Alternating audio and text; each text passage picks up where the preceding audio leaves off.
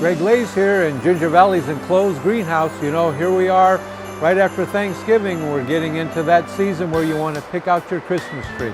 Look at these beautiful Fraser firs behind me. You know, this is the only tree that we recommend because that Fraser fir has a thick needle and a heavy branch. The thick needles hold the moisture. Of course, we put a fresh cut on it. You know, we take a chainsaw and cut the bottom inch or so off that tree, and then you put it in the stand, something like this stand that you can see here, this red stand, that holds a lot of water. So you do a fresh cut on a Fraser fir. You can even put a tree preservative in there, and that will keep that tree beautiful all throughout the holiday season. And to make sure that it keeps its nice moisture and fullness, use something like Wilt Stop. This is an oil spray that you spray on, and that oil spray will hold all that moisture into those thick needles. So you've got the fresh cut, you've got a stand that holds a lot of water, and you've got the Wilt Stop sprayed on there. That's the only way to have a beautiful tree all throughout the season. Of course, having them fresh cut really is important, and these were just cut recently at our fields up in Michigan. So fresh cut Fraser fir, a nice fresh cut on it, stand that holds a lot of water, and Wilt Stop, and that will keep that tree beautiful throughout the whole season. And remember, we're in an enclosed greenhouse, so if it's raining or snowing, you don't have to worry about the elements. You're enclosed. That always makes it nice. You can take your time, twirl the trees around, they're all hanging, and that will give you a nice selection. For Ginger Valley, this is Greg Lays.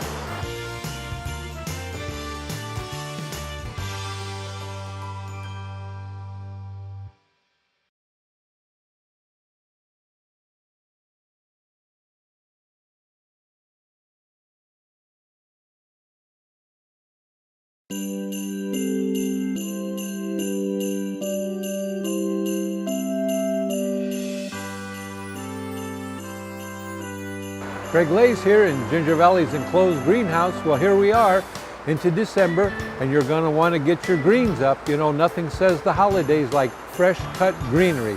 Look at some of these nice things we've got here. I'm holding what we call a door swag, nicely decorated. You hang this right on the door. And then I also have a snowflake one that's down there on that card. And then we've also got a cross. Those are great for cemetery decorations, of course. And then we've got the roping, what we call the roping behind me here. We got rolls and rolls of this fresh cut greenery, this roping. Now these are all made with a type of evergreen, a type of fir that's got thick needles. You've got the Fraser fir there with those thick needles. There's some arborvitae there. Everything we have has a nice thick needle that will hold that moisture, and that's very important when you hang these outside. And of course inside, the heat's on, it's cold. Our furnaces are keeping us warm. The greens probably don't like that as well, but that's no problem because you have something like this Wilt Stop. You spray this on, you thoroughly spray whatever greens you're using with the Wilt Stop. That's an oil that coats all those needles and holds that moisture in. Remember, these are greens that have thick needles, so they're holding a lot of moisture already, and they're fresh cut. These have only been cut in the last few weeks, so they're going to hold that moisture that's already in there, and they'll last all throughout the season. Now the nice thing about the Wilt Stop is you can also use it outside if you have other things to go through the wintertime. I do want to mention that. Wilt Stop can be sprayed on all your winter evergreens in the ground. So Wilt Stop, nice thick greens, beautiful holiday decorations. For Ginger Valley, this is Greg Lays.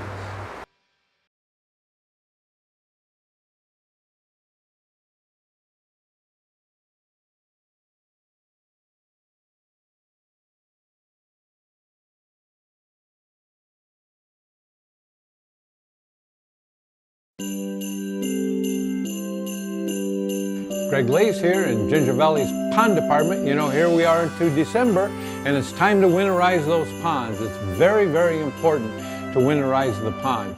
So we're talking about 3 or 4 things we should be doing to get our pond ready for the winter time. Get it through the winter, and especially if you have fish, to keep the fish healthy and happy throughout the winter.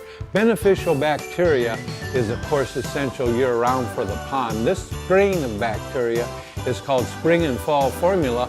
These bacteria thrive in that colder water. You know, the water temperature goes down as the Nighttime temperatures go down, so you need to have a winter bacteria. This is very easy to use. You know, we got good directions for you. Make sure you start with your beneficial bacteria, the winter formula. Actually, it's called spring and fall. And then the aerators and the heaters are crucial for fish health.